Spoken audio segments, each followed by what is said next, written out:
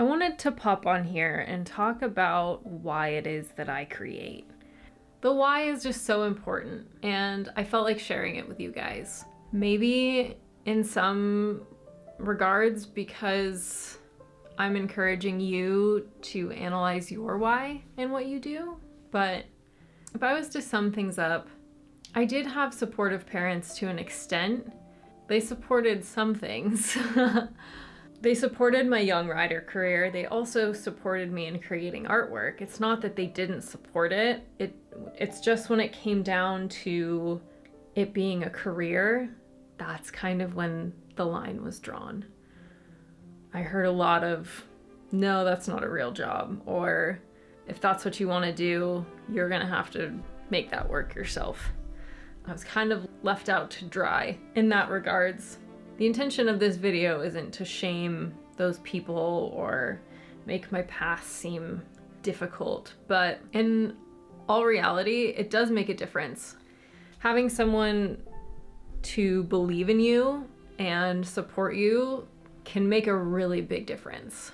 And I didn't really get that. I got a lot of no's and ultimately just we don't support that as a profession. Just a little disheartening for a young kid, but fast forward, I did become a trainer. That is, when I got out of college, that is what I went and I did for a long time. And now I'm doing artwork. So regardless, I still came full circle and decided to do what I wanted to do. The point of this was that people didn't believe in me and didn't really support my dreams and aspirations in that regards. So at a young age, I learned to believe in myself. Over the years, I learned the tools and taught myself to be my #1 supporter. And in doing so, I also like to be that for other people.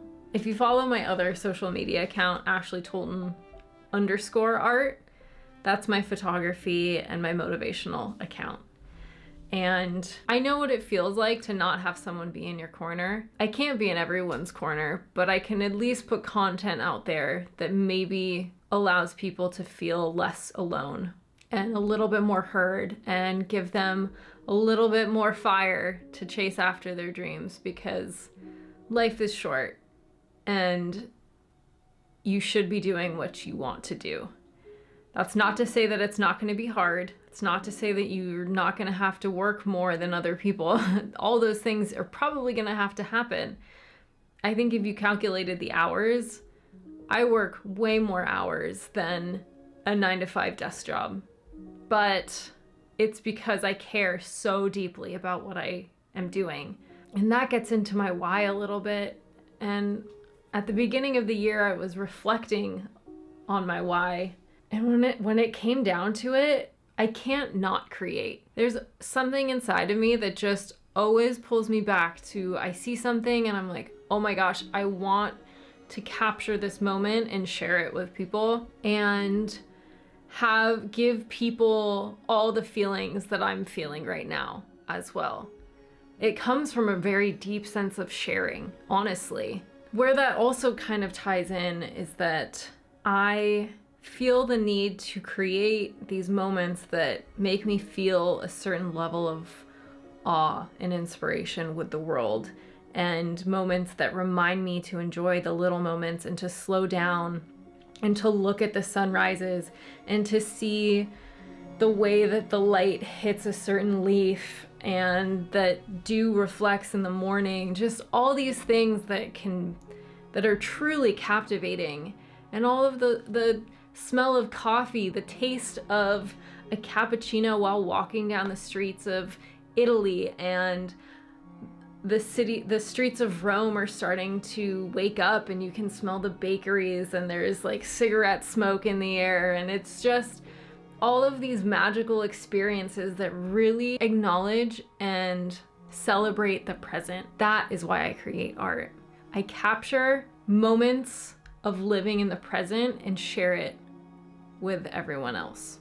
There are a lot of people that say to be a good artist, you have to have a traumatic past. You have to be like painting your traumas and your feelings, and I'm not gonna go into my past in that regards, because ultimately I don't paint my traumas.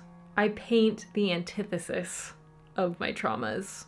If there's anything that I've learned from some of the things in my life, I truly minimize the attention, the effort, and the thought that goes towards moments like that. I wouldn't change them because ultimately they made me who I am today, and I love that.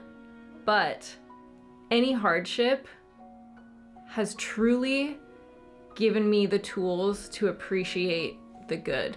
The reason I appreciate the present, the reason I take the time to take a deep breath somewhere, the reason that I stop to pet a stray animal or whatever it is, the fact that I've been through difficult things makes me very, very much appreciate life in its fullest. Everything that makes you feel alive is a gift and worth celebrating, and that is what I paint. I paint the celebration and the appreciation of life. No matter where I am in life, I'm going to find those moments of appreciation and beauty, and they're just little snapshots that I take and appreciate and want to share with the world.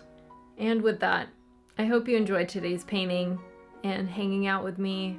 I'm really curious what your why is. You don't even have to be an artist, but what is your why? Leave it in the comments below. I'd love to hear it and share it and let other people read it as well. As always, thank you again so much for watching. I hope you enjoyed it, and I can't wait to see you in the next one.